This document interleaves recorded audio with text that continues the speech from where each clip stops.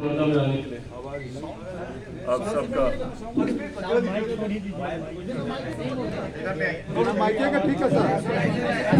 उसके ही चल जाएगा ना। चलिए ठीक है। साथियों, इस प्रेस वार्ता में आने के लिए सबसे पहले आप सबका धन्यवाद। आज की ये प्रेस वार्ता राजनीतिक मुद्दों से हटकर जनहित से जुड़े एक बहुत ही महत्वपूर्ण विषय को लेकर ये प्रेस वार्ता रखी गई है और इस प्रेस वार्ता के माध्यम से मैं तमाम पत्रकार साथियों का साथ चाहूँगा, क्योंकि एक ऐसा विषय है जो हर व्यक्ति को प्रभावित करेगा, आपको प्रभावित करेगा, बिहार आम बिहारियों को प्रभावित करेगा, बिहार में ना के बराबर चल रहे उद्योगों को प्रभावित करेगा और जो फ्यूचर इन्वेस्टमेंट बिहार में सोच रहे हैं उनको भी ये प्रभावित करेगा।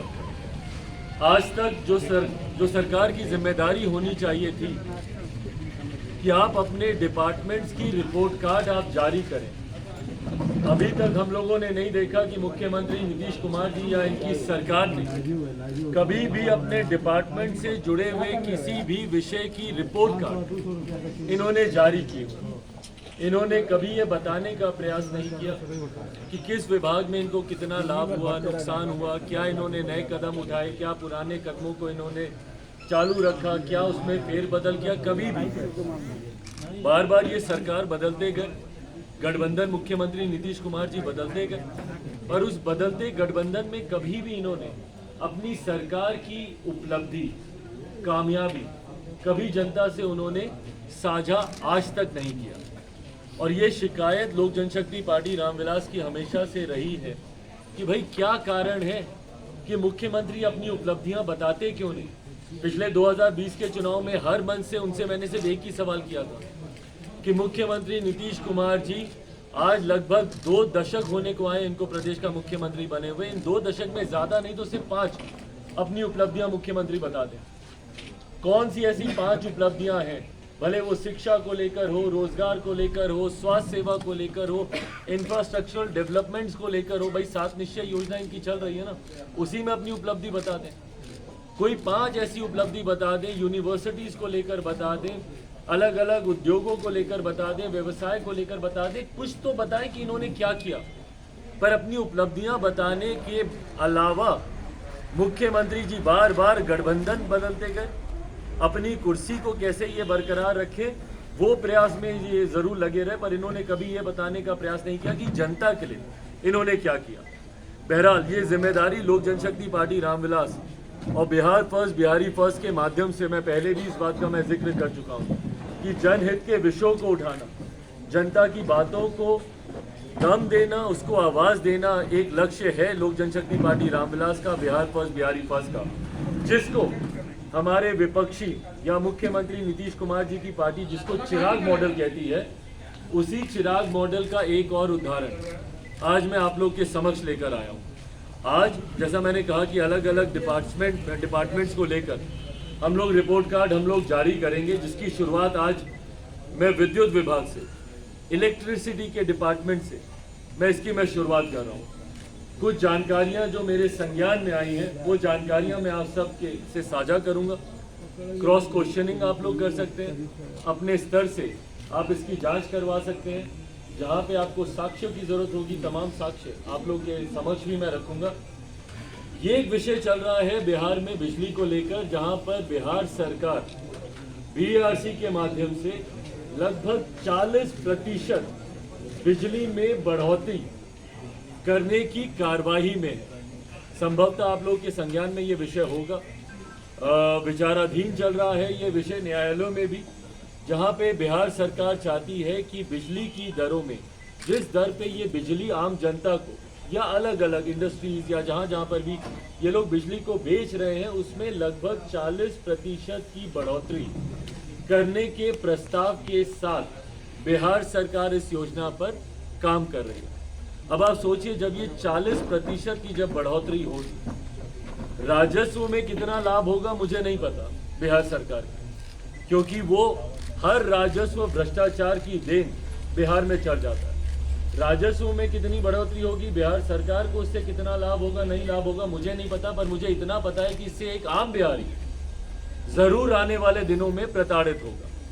अगर हम लोग उदाहरण के तौर पर अगर हम लोग ले, मान लीजिए किसी एक सामान्य परिवार में बिजली की खपत 152 यूनिट होती है प्रति माह, 152 यूनिट अगर कोई एक परिवार अगर यूज करता है प्रति माह, तो उसका बिल आज की तारीख में जो मौजूदा दरें हैं 1071 रुपये उसका बिल आएगा।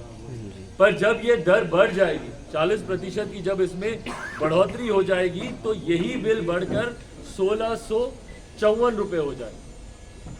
तो सोचिए कहाँ लगभग 1000 और कहाँ वो 1600 रुपये हो जाएगा। ये आम बिहारियों पे आने वाले दिनों में जो बोझ पड़ेगा, मैं उसका जिक्र कर रहा हूँ। और ये समस्या सिर्फ एक आम बिहारी की ही नहीं होगी, जिन्होंने छोटे मोटे उद्योग यहाँ पर लगा रखे हैं, उनके व्यवसाय को कितना इससे घाटा होगा, उनकी भी समस्याएं बढ़ेंगी। और जो नए निवेशक हैं भाई, जो पहले ही नहीं आ रहे हैं बिहार में, क्योंकि बिहार में पहले ही राज्य सरकार ना आपको ईज ऑफ बिजनेस देती है, ना सिंगल विंडो क्लियरेंसेस यहाँ पे दिया जाता है, ना निवेशकों को एक्साइट करने के लिए, उनको इनवाइट करने के लिए किसी तरीके की रियायतें दी जाती हैं।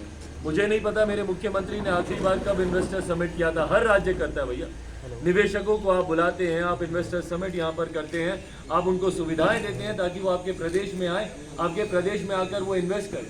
हर राज्य करता है। उत्तर प्रदेश में हम लोगों ने देखा वाइब्रेंट गुजरात, मुख्य हमारे आज के प्रधानमंत्री आदरणीय नरेंद्र मोदी जी करते रहे, पर हमारे मुख्यमंत्री ने कभी ये करना जरूरी नहीं समझा। तो निवेशक तो वैसे ही नहीं आ रहे, पर इन बढ़ी हुई दरों के बाद निवेशक कितने एक्साइटेड होंगे हमारे प्रदेश में आकर निवेश करने के लिए, इसका अंदाजा लगाना हम में से किसी के लिए मुश्किल नहीं।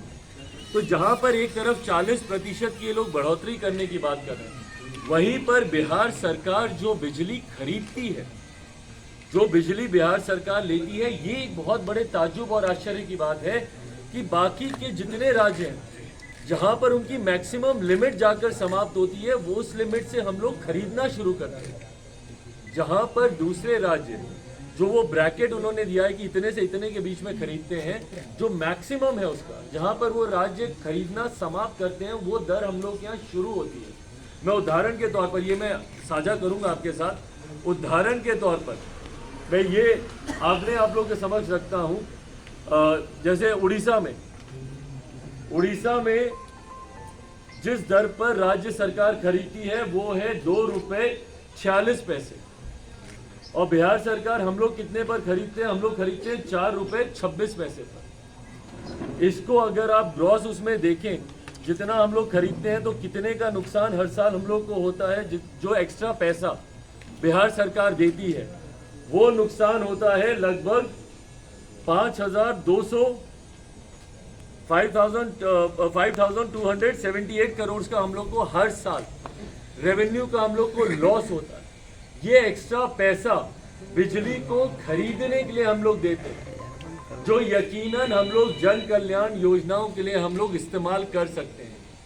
क्यों राज्य सरकार इस बढ़ी हुई दरों पर बिजली खरीदती है?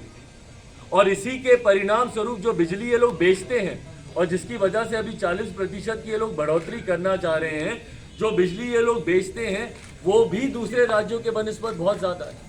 जो हायर लिमिट है दूसरे राज्यों की, उस लिमिट पे जहाँ दूसरे राज्यों की लिमिट खत्म होती है, उस राज्यों पे हम लोग खरीदना शुरू करते हैं। या बाकी राज्यों की तुलना में आप देख लीजिए।